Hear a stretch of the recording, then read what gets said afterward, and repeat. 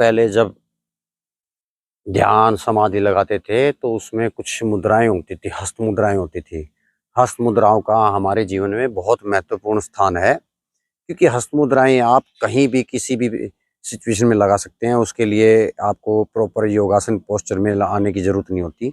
अंगूठा है आपका, ये अग्नि तत्व होता है। ये जो तर्जनी उंगली है, पहली उंगली है, ये वायु तत्व है। ये बीच वाली जो सबसे बड़ी उंगली है, मध्यमा, ये आकाश तत्व है। और अनामिका आपकी पृथ्वी तत्व है।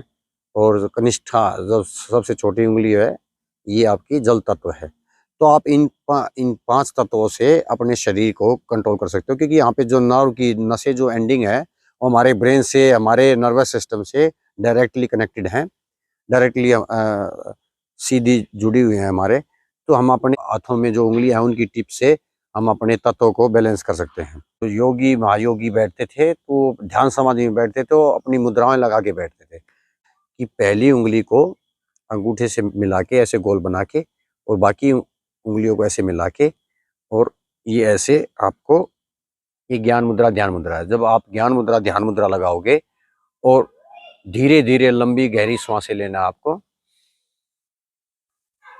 और जब इसमें बैठोगे आप तो आपका मन बहुत शांत हो जाएगा, क्योंकि ये आपका वायु तत्व और अग्नि तत्व जब मिलते हैं तो ये आपके मन को शांत करेंगे। आपके मन में शांति होगी। जो आपके मन में उथल पुथल चल रहा है, फालतू के विचार चल रहे हैं, और थिंकिंग से आप परेशान हो, चिंता तनाव से, तो उसको शांति प्रदान करने के लिए, आपको ज्ञान की अनुभूति करवाने के लिए ये बहुत ही अच्छी मुद्रा होती है, ज्ञान मुद्रा ध्यान मुद्रा। हर कोई चाहता है कि उसका शरीर ऊर्जावान रहे, फुर्ती रहे, और दिन भर जोश उमंग उत्साह रहे। तो उसके लिए सबसे अच्छी मुद्रा होती है प्राण मुद्रा। तो प्राण मुद्रा के लिए ये पृथ्वी तत्व और जल तत्व दोनों को अग्नि तत्व से ऐसे मिला देंगे।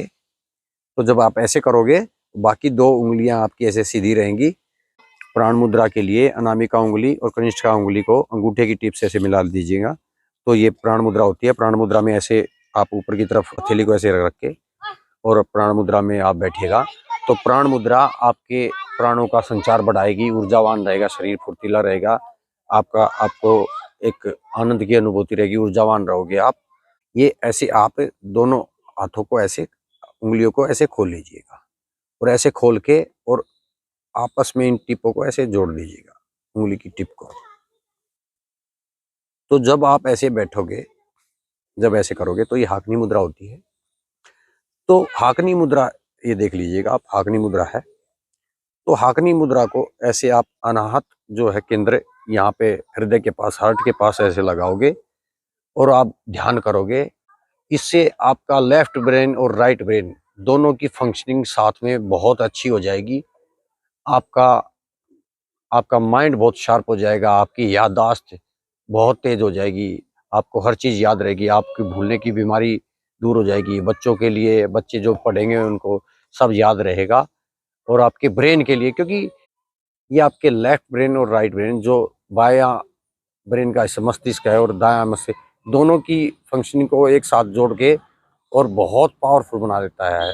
शक्तिशाली आपका ब्रेन वर्क काम करेगा।